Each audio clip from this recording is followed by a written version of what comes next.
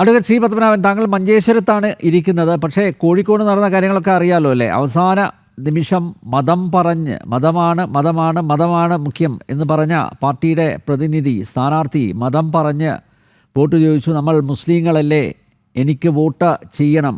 നേരത്തെ അദ്ദേഹം പറഞ്ഞത് എനിക്ക് വോട്ട് ചെയ്താൽ സ്വർഗത്തിലേക്ക് പോകാമെന്നാണ്. അപ്പോൾ അതാണ് ഒരു സംഘർഷത്തിലേക്ക് പോയത്, കാര്യങ്ങളൊക്കെ കൊണ്ടുചെന്ന് എത്തിച്ചത്. അതേപോലെ അദ്ദേഹം മതം പറഞ്ഞപ്പോൾ ഇടതുമുന്നണി സ്ഥാനാർത്ഥി അഹമ്മദ് ദേവർകോവിലും മതം പറഞ്ഞ് വോട്ട് ചോദിച്ചു. കോഴിക്കോട് സൗത്തിൽ മുസ്ലിം ലീഗ് സ്ഥാനാർത്ഥി ഫൈസൽ ബാബുവാണ് മതം പറഞ്ഞ് വോട്ട് ചോദിച്ചത്. അപ്പോൾ അതിന് കൗണ്ടറായിട്ട് ദേവർകോവിലും മതം പറഞ്ഞ് തന്നെ വോട്ട് ചോദിച്ചിരിക്കുന്നു. അവസാന നിമിഷം ഇപ്പം ഞാൻ മനസ്സിലാക്കുന്നത് അവിടെ ആ രനീഷിൻ്റെ ഒരു സാന്നിധ്യം ഈ രണ്ട് മുന്നണികളെയും ആശങ്കയിലാക്കി എന്ന് തന്നെയല്ലേ മനസ്സിലാക്കേണ്ടത്. പൊതുവിൽ എങ്ങനെയുണ്ട് ഇപ്പം നോക്കൂ, പെർസെൻറ്റേജ് 80% പോകും കേരളത്തിൽ വോട്ടിംഗ് പെർസെൻറ്റേജ്. മഞ്ചേശ്വരത്തെ കാര്യം വക്കീലിന് പറയാൻ പറ്റും. അല്ല, അത് പെർസെൻറ്റേജ് കൂടുതലാവുന്നത് നമ്മളെ SIRന്റെ ഭാഗമായിട്ടാണ്. കാരണം SIR പ്രകാരം ഇപ്പോൾ മരിച്ചു പോയവരൊന്നും ലിസ്റ്റിലില്ല. പിന്നെ വീട് വിട്ട് താമസം മാറിപ്പോയവർ ഇപ്പോൾ ലിസ്റ്റിലില്ല. പിന്നെ ഡബിൾ എൻട്രി ഇല്ല. അപ്പൊ അതൊക്കെ ക്ലിയർ ആയിട്ടുണ്ട്. അപ്പോൾ ഇപ്പോൾ ഉള്ള വോട്ടർമാരിൽ 99.9% ആൾക്കാരും റിയൽ വോട്ടർമാരാണ്. റിയൽ വോട്ടർമാർ എന്ന് പറഞ്ഞാൽ വ്യാജ വോട്ടർമാർ എന്നല്ല അതിന്റെ അർത്ഥം. മറ്റുള്ളവർ ഇപ്പൊ മരിച്ചുപോയ ഒരാൾ പക്ഷെ കണ്ടിന്യൂ ചെയ്യുന്നു. പിന്നെ നമ്മുടെ താമസം മാറിപ്പോയി, വീട് വിട്ടുപോയി, അവര് കണ്ടിന്യൂ ചെയ്യുന്നു. പിന്നെ അതുപോലെ തന്നെ ചില ആളുകൾക്ക് രണ്ട് സ്ഥലത്ത്, ഒരു മണ്ഡലത്തിൽ തന്നെ രണ്ട് സ്ഥലത്ത് വോട്ടുണ്ടാവും. ഇതൊക്കെ ഒഴിവാക്കിയത് കൊണ്ട് ഒരു 10% പോയിട്ടുണ്ടാവും എന്നാണ് ഞാൻ മനസ്സിലാക്കുന്നത്. കാരണം എന്റെ ബൂത്തിൽ 171 ആളുകളെ വെട്ടിക്കളഞ്ഞു. അപ്പോ 1200 1300 വോട്ടുള്ള ബൂത്തിൽ 171 ആളെന്ന് പറഞ്ഞാൽ ഏതാണ്ട് 10% അധികമായല്ലോ. അപ്പൊ അതുകൊണ്ടാണ് പോളിംഗ് ശതമാനം കൂടാനുണ്ടായ കാരണം. പിന്നെ മഞ്ചേശ്വരത്തെ പോളിംഗ് ശതമാനം കഴിഞ്ഞ തവണ 81 ആയിരുന്നു. ഇത്തവണ അത്ര ഉണ്ടാവുമെന്ന് ഞാൻ പ്രതീക്ഷിക്കുന്നില്ല. ഒരു 76 77 78 അവസാനിക്കാനാണ് സാധ്യത. പക്ഷെ 1-2 ബൂത്തുകളിൽ ഇപ്പോഴും പോളിംഗ് നടക്കുകയാണ്. പിന്നെ താങ്കൾ പറഞ്ഞ ആശങ്കയുടെ കാര്യം, അതിപ്പോ സൗത്ത് നിയോജക മണ്ഡലത്തിന് മാത്രമല്ല, കേരള സംസ്ഥാനത്ത് മൊത്തമായി ആശങ്കയുണ്ട്.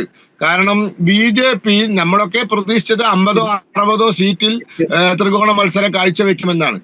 പക്ഷെ നമ്മളിപ്പോൾ ഏതാണ്ട് ഒരു 100ഓളം സീറ്റിൽ ത്രികോണ മത്സരം കാഴ്ചവെക്കുന്ന ഒരു സാഹചര്യമുണ്ട്. ത്രികോണ മത്സരം ശക്തമായി നടക്കുന്ന സീറ്റുകളുടെ എണ്ണത്തിൽ ഗണ്യമായ വർധനമുണ്ടായി. അപ്പൊ അത് കാരണം രണ്ട് മുന്നണികളും ആശങ്കയിലാണ്. മാത്രമല്ല, ഇനി കേരള രാഷ്ട്രീയം രണ്ട് മുന്നണി രാഷ്ട്രീയമല്ല. അത് 2026 കൂടി അത് അവസാനിച്ചു. ഈ രണ്ട് മുന്നണി രാഷ്ട്രീയം ഇനി 3 മുന്നണി രാഷ്ട്രീയമാണ് കേരളത്തിൽ ഉള്ളത്. 2024 നാം കണ്ടതാണ്, 2025 നാം കണ്ടതാണ്, 2026 അത് സംഭവിക്കും. ഇതിപ്പോ ഇനി 3 മുന്നണി രാഷ്ട്രീയമാണ്, 2 മുന്നണി രാഷ്ട്രീയമല്ല. അപ്പൊ അതുകൊണ്ട് എന്നും സംഭവിക്കാവുന്ന ഒരു സാഹചര്യത്തിലാണ് കേരള രാഷ്ട്രീയമുള്ളത്. ഒന്ന് ഞാൻ പറയാം, 26 ശേഷമുള്ള കേരള രാഷ്ട്രീയം ഒരു പുതിയ രാഷ്ട്രീയമാണ്. 26 വരെയുള്ള രാഷ്ട്രീയമല്ല 26 ശേഷമുള്ള രാഷ്ട്രീയം. 26 ശേഷമുള്ള കേരള രാഷ്ട്രീയം ഒരു പുതിയ രാഷ്ട്രീയമാണ്. പുതിയ കേരള രാഷ്ട്രീയം പറക്കാൻ പോവുകയാണ് മെയ് 4-ാം തീയതി. വക്കീലെ, ഈ പോളിംഗ് ശതമാനം ഉയർന്നത്, നേരത്തെ നമ്മൾ അത് വെച്ചാണ് ഈ ചർച്ച തുടങ്ങിയത്. പോളിംഗ് ശതമാനം ഉയരുകയാണെങ്കിൽ ഇരു മുന്നണികളും അവകാശവാദം ഉന്നയിക്കും, അത് നമുക്ക് അനുകൂലമായിരിക്കും അതിൻ്റെ റിസൾട്ട്, നെറ്റ് റിസൾട്ട് എന്ന് രണ്ട് മുന്നണികളും അവകാശവാദം ഉന്നയിക്കാറുണ്ട്. ഇവിടെ നോക്കൂ, താങ്കൾ പറഞ്ഞതുപോലെ ഇപ്പോൾ താങ്കൾ തന്നെ ഇപ്പം ചൂണ്ടിക്കാണിച്ചു 100ഓളം മണ്ഡലങ്ങളിൽ ശക്തമായ ത്രികോണ മത്സരം നടക്കുന്നു എന്നുള്ളത്.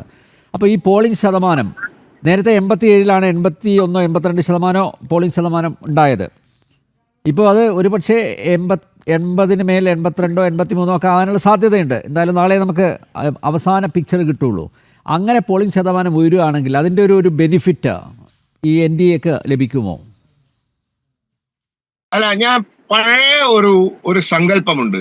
വടക്കേ ഇന്ത്യൻ സംസ്ഥാനങ്ങളിൽ പോളിംഗ് ശതമാനം കുറഞ്ഞാൽ കോൺഗ്രസിനും പോളിംഗ് ശതമാനം കൂടിയാൽ പ്രതിപക്ഷത്തിനും ഗുണമാണ് എന്ന്. കേരളത്തിൽ അത് നേരെ തിരിച്ചായിരുന്നു. പോളിംഗ് ശതമാനം അത് കുറഞ്ഞാൽ CPM-നും അല്ലെങ്കിൽ ഇടതു മുന്നണിക്കും, കൂടിയാൽ കോൺഗ്രസ് മുന്നണിക്കുമാണ് ഗുണമെന്നാണ് പണ്ടത്തെ കണക്ക്. പക്ഷെ 987 അത് ലംഘിക്കപ്പെട്ടു. അത് പൊട്ടിപ്പോയി. കാരണം ചരിത്രത്തിൽ ഏറ്റവും വലിയ പോളിംഗ് നടന്ന 1987 തെരഞ്ഞെടുപ്പിൽ കേരളത്തിൽ ഇടതുമുന്നണി അധികാരത്തിൽ വന്നു. മാത്രവുമല്ല, ആ തെരഞ്ഞെടുപ്പിൽ മറ്റൊരു കാര്യം കൂടി സംഭവിച്ചു. ഭാരതീയ ജനതാ പാർട്ടി അന്ന് 6% മറ്റോ വോട്ട് പിടിച്ചു. സത്യത്തിൽ UDF-ന്റെ പരാജയം അന്ന് സംഭവിക്കാൻ ഒരു കാരണം അതാണ്. അതൊക്കെ കഴിഞ്ഞ് ഇപ്പോൾ ഭാരതപ്പുഴയിലൂടെ ഒരുപാട് വെള്ളം ഒലിച്ചു പോയല്ലോ. ഇപ്പോൾ നമ്മൾ സംസാരിക്കുന്ന കേരളത്തിലെ BJP 15, 16, 18, 19, 20 ഒക്കെ ആയി. അപ്പൊ അതുകൊണ്ട് പോളിംഗ് ശതമാനം കൂടിയാൽ ആർക്കെങ്കിലും ഒരു കൂട്ടർക്ക് ഗുണമോ ആർക്കെങ്കിലും ഒരു കൂട്ടർക്ക് ദോഷമോ സംഭവിക്കുമെന്ന് പറയുന്നതിൽ അർത്ഥമില്ല. മാത്രമല്ല, നിഷ്പക്ഷ വോട്ടർമാർ, പ്രത്യേകിച്ച് രാഷ്ട്രീയമില്ലാത്ത വോട്ടർമാർ, അതായത് വ്യക്തികളെ നോക്കി, വിഷയങ്ങളെ നോക്കി, രാഷ്ട്രീയ സാഹചര്യങ്ങളെ നോക്കി, സ്ഥാനാർത്ഥിയെ നോക്കി വോട്ട് ചെയ്യുന്ന വോട്ടർമാരുടെ എണ്ണം ഞാൻ മനസ്സിലാക്കുന്നത് 30-ലധികമുണ്ട്. ഒരുപക്ഷെ 40-ന്റെ അടുത്ത് എത്തിക്കഴിഞ്ഞു. ഇന്നിപ്പോ അങ്ങനെ ഞാൻ ഈ പാർട്ടിക്ക് വോട്ട് ചെയ്യുള്ളൂ, എന്ത് സംഭവിച്ചാലും ഞാൻ കോൺഗ്രസിനെ വോട്ട് ചെയ്യുള്ളൂ, അല്ലെങ്കിൽ എന്ത് സംഭവിച്ചാലും ഞങ്ങൾ കമ്മ്യൂണിസ്റ്റുകാർക്ക് വോട്ട് ചെയ്യുള്ളൂ, അല്ലെങ്കിൽ എന്ന് ചിന്തിക്കുന്ന BJP ആവട്ടെ, അങ്ങനെ ചിന്തിക്കുന്ന ആളുകളുടെ എണ്ണം കുറഞ്ഞു വരികയാണ്. അപ്പൊ അതുകൊണ്ട് വിഷയത്തിന്റെ അടിസ്ഥാനത്തിൽ, അതാത് തെരഞ്ഞെടുപ്പിലെ സാഹചര്യത്തിന്റെ അടിസ്ഥാനത്തിൽ സ്ഥാനാർത്ഥിയെ നോക്കിയിട്ടൊക്കെ വോട്ട് ചെയ്യുന്ന ആളുകളുടെ എണ്ണം വളരെ വർദ്ധിച്ചിട്ടുണ്ട്. അതുകൊണ്ട് പോളിംഗ് ശതമാനം കൂടിയത് കൊണ്ട് വലിയ മാറ്റമൊന്നും സംഭവിക്കില്ല. അതിന് ആ ഒരു ബേസിസിൽ പ്രെഡിക്റ്റ് ചെയ്യാൻ പറ്റില്ല, അത് എങ്ങോട്ട് പോകാം. പിന്നെ ഈ പറഞ്ഞ പോലെ SIR-ന്റെ ഒരു പ്രശ്നവും ഉണ്ട്. വോട്ടർ പട്ടിക ഏതാണ്ട് 99.9% ക്ലിയർ ആണ്. ഇവരൊക്കെ SIR-നെ എതിർത്തു. നിങ്ങൾ ആലോചിച്ച് നോക്കണം എന്തൊക്കെ കുറ്റമായിരുന്നു SIR-ന്. സുപ്രീം കോടതിയിൽ പോയി ഇല്ലാത്ത പൈസ കൊടുത്ത് കേസൊക്കെ നടത്തി തോറ്റുപോയി. ഒരു ചുക്ക് സംഭവിച്ചില്ല. മമതാ ബാനർജിയുടെ വാശി കാരണം പശ്ചിമ ബംഗാളിലെ ജുഡീഷ്യൽ ഓഫീസർമാരെ, മജിസ്ട്രേറ്റുമാരെ, മുൻസിഫുമാരെ, സിവിൽ ജഡ്ജിമാരെയും ജില്ലാ ജഡ്ജിമാരെയും ഒക്കെ ഇത് നോക്കാൻ ഏൽപ്പിച്ചു. നിങ്ങൾ ആലോചിച്ച് നോക്കണം. അപ്പൊ കോടതിയിലൊന്നും പണി നടക്കുന്നില്ല ബംഗാളിൽ കുറെ കാലമായിട്ട്. അവരൊക്കെ ഇതിന്റെ പിന്നാലെയാണ്.